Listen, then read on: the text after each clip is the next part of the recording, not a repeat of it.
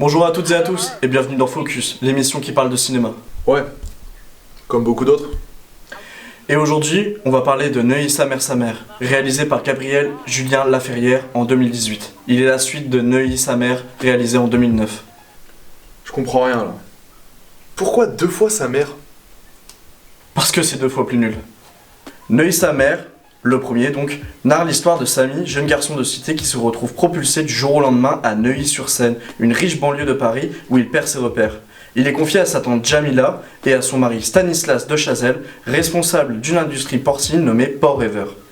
Il doit partager une chambre avec son cousin Charles, fils de Stanislas, sarkozyste avéré et profond qui déteste la gauche. Pour l'analyse du deuxième, je pars du principe que vous avez vu le premier. Donc, Neuilly 2, on va l'appeler comme ça, c'est plus simple. Les choses ont beaucoup changé en 10 ans. Sarkozy n'est plus président. Hollande a été élu, puis Emmanuel Macron. Depuis la défaite de Sarkozy, Charles n'est plus le même. Un cancer du cerveau. Non, c'est une sarkozyte aiguë. De plus, son père, Stanislas, voit son entreprise de porcine accusée de maltraitance animale. Il perd alors son rôle de patron et est ruiné. Toute sa famille doit alors s'installer à Picasso, à Nanterre, chez Samy, qui lui a réussi ses études à Sciences Po. Ce qui est drôle dans Neuilly 2, c'est que la famille de Chazelle doit se rendre à Nanterre. C'est l'inverse donc du premier. Non mais attends 2 secondes là. Pourquoi ça s'appelle Neuilly alors que tout le film se passe à Nanterre? Je sais pas, c'est peut-être parce que les spectateurs ils sont trop cons pour comprendre que c'est la suite. La particularité du film, outre que c'est un des pires que j'ai vu de ma vie, est que le film suit 3 branches scénaristiques. La première est celle de Samy, qui se voit confronté à des problèmes de cœur avec sa copine rencontrée dans le premier, nommée Marie, qui étudie à Londres. Il veut la reconquérir. Il sera confronté à plusieurs problèmes, comme péter un violon,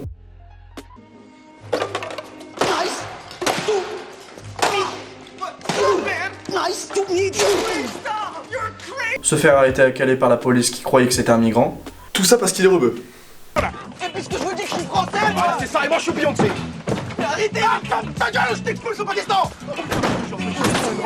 Et qu'il sorte avec une fille, France, oui elle s'appelle comme ça, dont le père est le sosie de Donald Trump qui déteste les étrangers. Le gars il est arabe. Il s'habille comme Trump et il déteste les étrangers. Quoi de mieux? La seconde branche suit Stanislas de Chazelle, qui, suite à sa démission, se retrouve au chômage dans la banlieue de Nanterre, et cherche un moyen de récupérer son entreprise. Et puisqu'il est dans la cité de Nanterre, il dit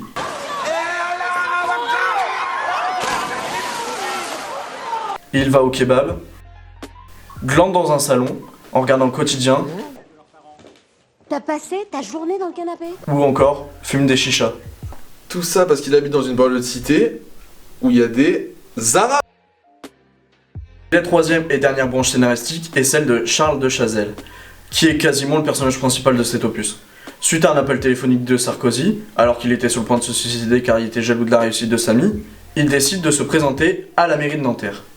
Pour avoir une étiquette sur cette dernière, on le voit alors enchaîner des différents partis politiques pour pouvoir se présenter, comme les Républicains, En Marche, le parti d'Emmanuel Macron, ou le Front National.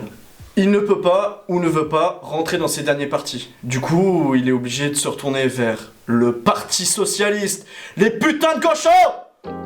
Cependant, avec ces 3 actes scénaristiques, le film s'enchaîne beaucoup trop rapidement, et se laisse aller par la facilité scénaristique. La plupart des situations se résolvent on ne sait comment. Par exemple, pour l'un des arcs, Samy veut rendre jaloux Marie. Il se trouve une copine France, donc. Ah les femmes. Une de perdue, 10 de retrouvée hein. Du coup, les 2 copines se croisent. Le traite de salaud, et on ne sait comment, et on ne sait pourquoi, le jour de son oral, et je sais pas pourquoi mon cul sur la commode, Marie vient le voir pour s'excuser. Marie? Qu'est-ce que tu fais là? Tu répondais pas sur ton portable, du coup j'ai appelé Charles qui m'a prévenu pour ton oral. Je suis venue te soutenir. Il n'y a rien de logique scénaristiquement qui fait que la situation s'est arrangée entre les 2 personnages. Comme on peut le voir, le film est très politique. Il s'inscrit dans un contexte politique, historique et médiatique réel. Mais mes 2 plus gros problèmes avec ce film sont d'abord son humour, essentiellement basé sur les homosexuels, Ouais, mais c'est-à-dire que... Il y a des mecs qui sont trop chelous là, ils ont essayé des trucs de... sur la politique, et sur les musulmans et les arabes. Arrêtez, ta gueule, je t'expulse au Pakistan. Mon deuxième problème est sa cohérence politique. Dès l'introduction, on nous montre un pays apparemment ravagé à cause de François Hollande, ce qui est évidemment de l'ordre de l'interprétation. Mais tu nous fais chier avec ta politique là, c'est une comédie. Et puis c'est la voix off de Charles, donc c'est son avis à lui. Mais je sais très bien que ça a été dit en voix off par Charles, mais le truc, c'est que ce qu'il dit est illustré par des images réelles, issues de vraies interviews et débats politiques, ce qui crédibilise son propos pour des jeunes publics ne connaissant pas en profondeur la politique, ni même le programme de François Hollande. Ce qui peut donner, à mon sens, un avis politique hâtif concernant ces événements. De plus, je n'aime pas la simplicité d'approche en ce qui concerne les partis politiques. On nous présente un parti socialiste comme des débiles facilement influençables par exemple. Et aussi Charles, qui est au PS, mais habillé comme Mélenchon, tiens je vous mets une photo à côté. Voilà. Comme de gouttes d'eau. J'aurais pardonné au film si les partis politiques étaient fictifs. Seulement, ils sont réels. Et dans Neuilly sa mère 1, c'était principalement les Républicains, et pourtant, ça restait très léger. Cependant, le premier film n'était pas centré sur une campagne politique comme celle de Charles, mais parlait juste d'un jeune de banlieue qui arrivait à Neuilly-sur-Seine et qui était confronté à des personnages excentriques. Mais bon, ne tirons pas sur l'ambulance, le film n'est pas moche et possède un rythme qui le rend entraînant à regarder. Du fait de l'alternance du montage entre les trois branches scénaristiques.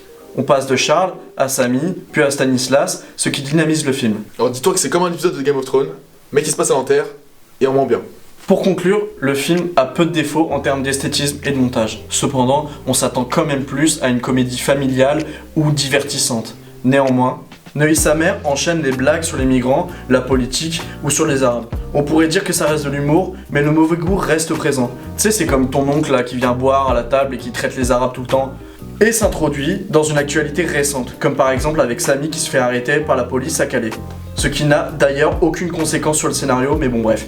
Il n'en reste pas moins que ce film reste quand même dangereux, pour une jeune génération comme pour une ancienne. Il donne un avis biaisé sur les partis politiques et cela me dérange beaucoup.